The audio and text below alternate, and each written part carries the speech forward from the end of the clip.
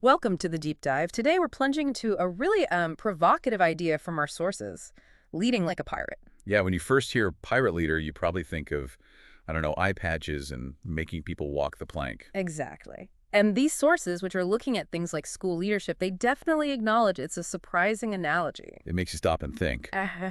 But they clarify pretty quickly. This isn't about actual pillaging or, ruling by fear. Right. It's digging into a different kind of leadership, one that's really built on courage, inspiration, and searching for genuinely valuable treasure. And the treasure here isn't chests full of gold.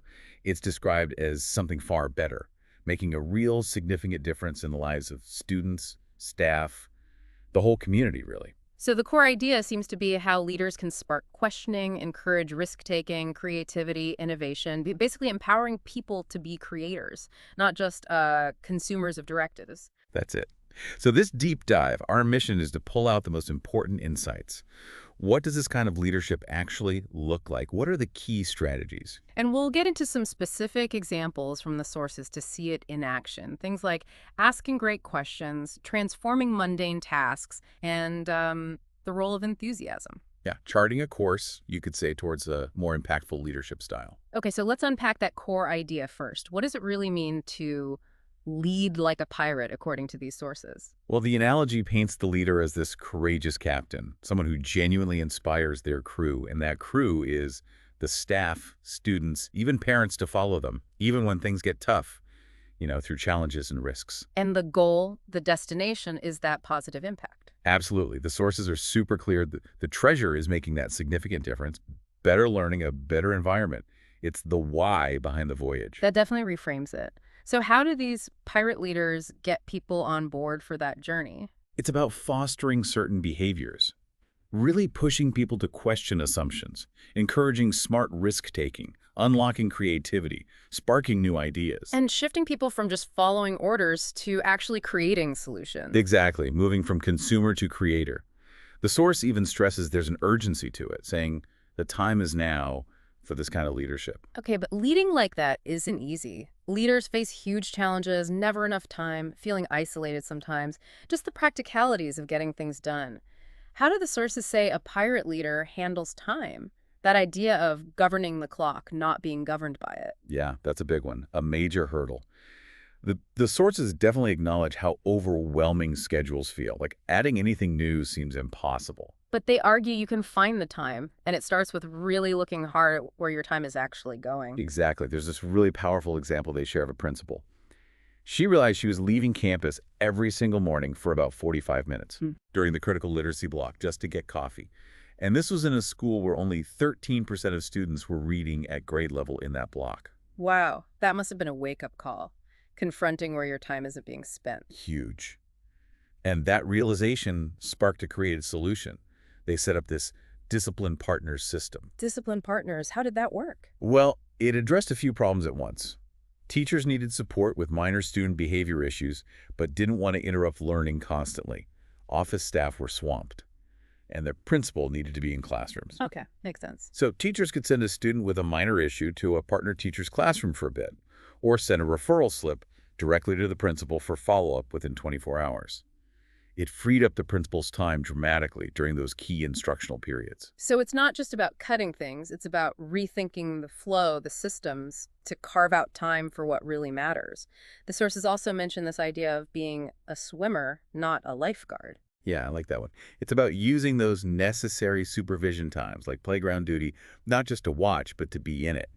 Having dance parties, giving high fives, actually building relationships. Turning a chore into a connection opportunity. Exactly. Building that positive culture moment by moment. And they also suggest empowering the students themselves to take on tasks. Oh, absolutely. That's a key strategy mentioned. It frees up leader time and it gives students real ownership. Makes sense. What kind of examples did they give? Well, one was a student team designing playground games, soccer, football, that kind of thing. It actually reduced the need for adult supervision because the kids were following their own rules more effectively. Huh, clever. Yeah. And another was a student tech team. They handled maintaining the computer labs, doing school announcements, even basic tech troubleshooting. It took a load off the staff and empowered the kids. That's really leveraging the whole crew's capacity. And this theme of empowerment, whether it's staff or students, it seems like it hinges on one crucial thing: trust. It really does. The sources tackle that head on. They talk about that internal struggle. Leaders often feel you want to empower people, but you're also worried, what if they make the wrong call? Yeah, the fear of mistakes. And the reality is one person can't be the expert in everything happening in a school. It's just impossible. So you have to trust your crew. You absolutely have to. The sources are really emphatic about this. Leaders need to be willing to give trust, sometimes even before it feels like it's fully been earned. That sounds risky. It can feel that way. But they share this really stark example of the opposite. A school environment completely choked by a lack of trust.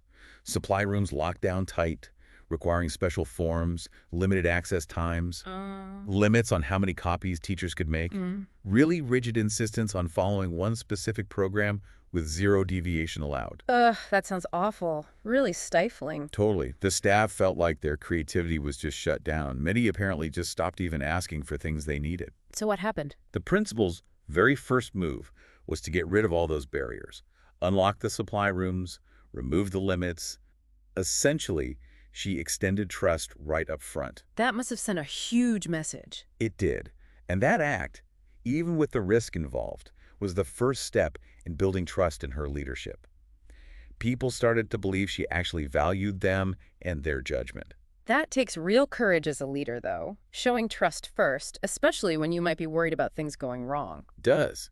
But it seems like giving that trust is the bedrock. It's what allows you to genuinely empower people. And that empowerment, the sources suggest, is often most powerful when it happens within teams, right? Exactly.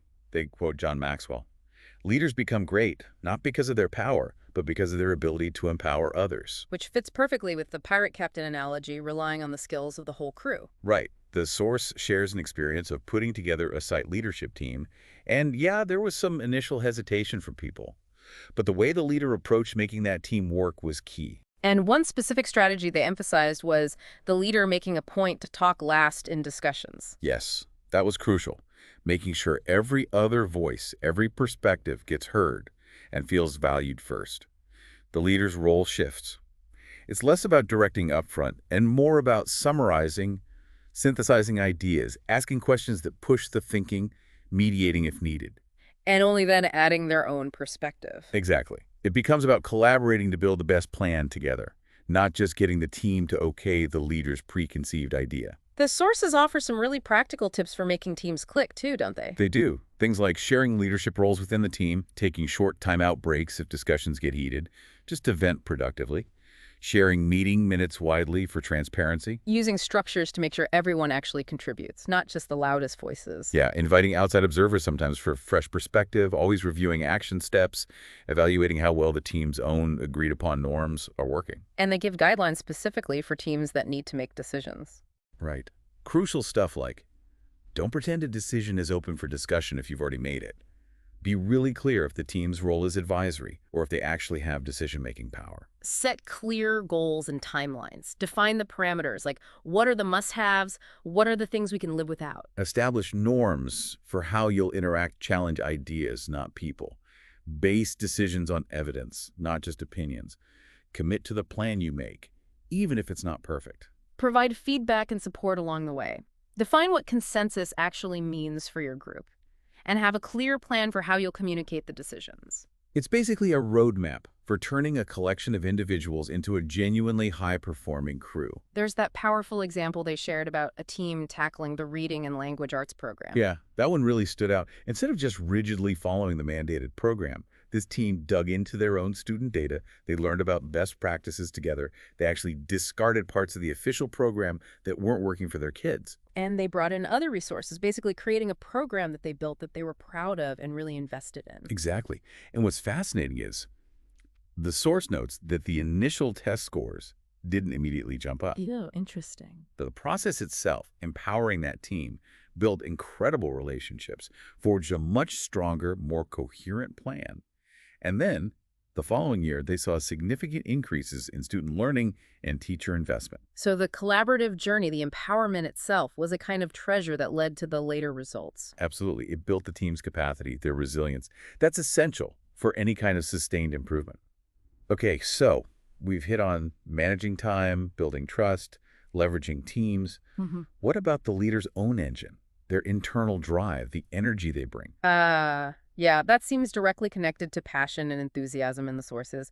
They really stress how important it is for leaders to know what they're passionate about and find ways to weave that into their work for everyone's benefit. They share some of their own passions, like being relentless about creating a positive school culture. That phrase, culture first, culture next, culture always, really sticks. Or that deep-seated belief in every single educator's power to help kids succeed.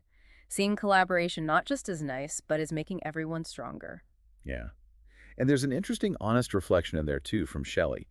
Her initial mistake was kind of expecting everyone else to immediately be just as fired up about her passions as she was. Oh, I can see that happening. You're excited. You want everyone else to be too. Right. But the key insight was realizing that turning that initial spark into a real, sustained change takes patience. You have to help others find their connection to the vision, nurture their own enthusiasm. It's not just about your passion, but igniting theirs. Beth shares a personal bit too, right? Connecting her drive to help all kids, especially underdogs, back to themes she saw in her favorite movies as a kid. Yeah, showing how our own stories and values really fuel our leadership purpose. It makes it authentic. The sources actually challenge you, the listener, to reflect on your own passions. Like, literally write them down, share them with your staff, maybe even parents and students, and think about how you can encourage others to bring their passions to work too. It connects that internal feeling, Mm. passion, to concrete actions. Yeah. And that passion is the fuel, right? Enthusiasm is the energy it creates. Which they say is absolutely key for engagement, for creating a school where kids actually want to be. And it doesn't always have to be huge gestures. Simple things like a principal making a point to greet students by name as they get off the bus. That creates connection, energy. They also give that very practical advice: fake it till you feel it. Yeah. Sometimes you just have to bring the energy for the sake of the crew. Even if you're feeling drained yourself, your attitude is contagious. And getting creative with how you communicate can build enthusiasm too, like that carpool karaoke video example. Yeah. Instead of a dry memo about school procedures, they made a fun video. It makes necessary information engaging, memorable. The underlying message is clear. It's okay, actually encouraged, to have fun in this model. So the challenge for you is to think, is your attitude contagious in a good way? How can you use tools, maybe technology, to showcase the enthusiasm in your school, or even just plan ahead for those times of year when energy naturally dips? It's about being really intentional with projecting that positive energy. Oh, and there's that story about the leader who actually went and subbed in a classroom for a whole day. Wow. Substitute teaching. That sounds intense for a principal. It does. But the source argues it's incredibly powerful. It keeps leaders grounded in the reality of teaching today, keeps their skills sharp, and builds really authentic relationships with students. I bet. Apparently, it really resonated. There's that quote from the student, "Wow, Mrs. Huff, you are like a real teacher." It makes the leader seem less like just an administrator and more like part of the teaching crew. It's described as an uncommon experience that leads to uncommon results, builds genuine connection. Yeah, staying plugged into the actual work seems vital for understanding your crew's world. And speaking of supporting the crew, a huge piece of this leadership approach is about developing people, right? Yeah. Which brings us to that anchor coaching model. Right. The idea is shifting from just evaluating teachers to actively coaching them to bring out their best, build resilience, and foster a more compassionate environment overall. Exactly. And anchor is the framework, the acronym, to guide those conversations. Okay, let's break it down. A is for. A is for appreciation. And this isn't just a quick thanks. It's about intentionally giving specific messages of appreciation daily if possible. Noticing the effort, the risk-taking, the trying of new things, not just waiting for polished perfection. Like the example of the teacher struggling with close reading. Yeah, instead of focusing on the struggle, the leader appreciated her specific effort, the positive steps she was taking, despite finding it hard. It values the process, the attempt. Okay, makes sense. What's N? N is for notice impact. This is a really interesting shift. Instead of using judgmental language, you focus on simply noticing. You point out a specific decision or action the teacher took, and then you connect it to the positive impact it had on student learning or the classroom climate. So not good job with questioning, but more like, I noticed when you asked those open-ended questions, it led to a really depth discussion among the students about the character's motives. Precisely.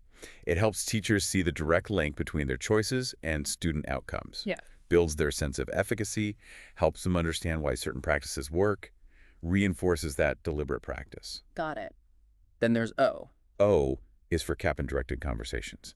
This is the part for addressing practices that might be missing, or areas where a teacher is struggling but doing it constructively. How does that work without sounding critical? You start by clearly labeling and defining the practice you want to discuss, avoiding vague jargon. Then you give concrete examples of what it looks like when done effectively. Crucially, you explain the impact on student learning as the justification, the why, behind suggesting a change. And then you offer specific support and plan a follow-up. So it's very structured. Like, let's talk about checking for understanding. Define it clearly. When we do this consistently, explain impact, example, it helps us catch misconceptions early. It really helps students solidify their learning.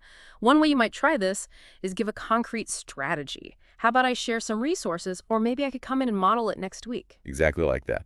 Very clear, focused on learning, and supportive. Then comes honor voice and choice. Okay. After you've had that coaching conversation, you deliberately turn the decision-making for the next steps over to the teacher. You empower them. Ask questions like, based on our conversation, where do you think you'd like to go next with this? Or what feels like a manageable first step for you? So you're guiding, but they're steering their own professional growth. Exactly. Then C is for connectedness. This is all about tapping into the collective brain power, the expertise of your entire crew.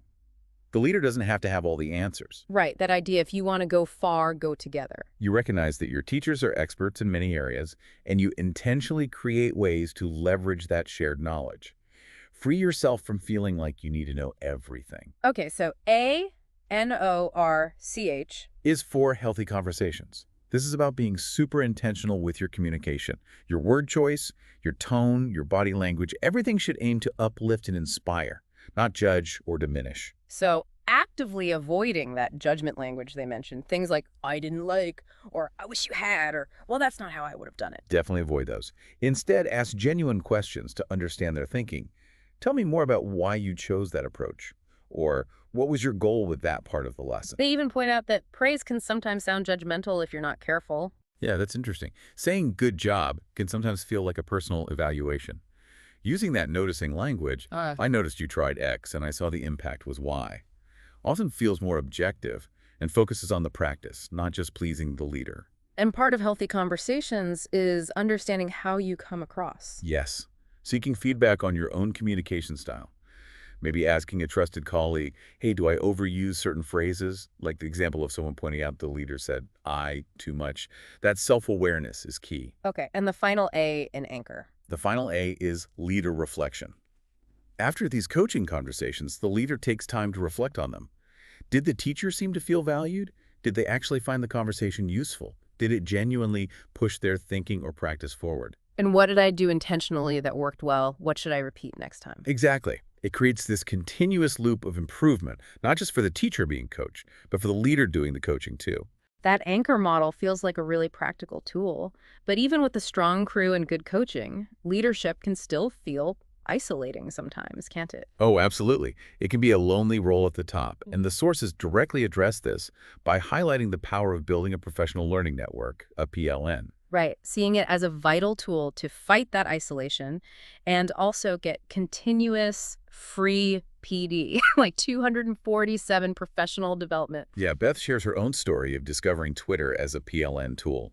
Apparently, she was pretty skeptical at first, thanks to a suggestion from Jay Billy, but then realized what a powerful way it was to connect with educators all over the world. Getting ideas, asking questions, finding support. Exactly. So the sources challenge you, the listener, to be intentional about building your PLN. Don't just connect with people like you. Find other educators, sure, but also tech innovators, leaders outside of education, authors whose work inspires you, maybe even international connections for different perspectives. And then actively engage with that network. Thank people, collaborate on something. Don't just lurk. Right. Don't try to sail the seas alone when there's a whole fleet out there you can connect with.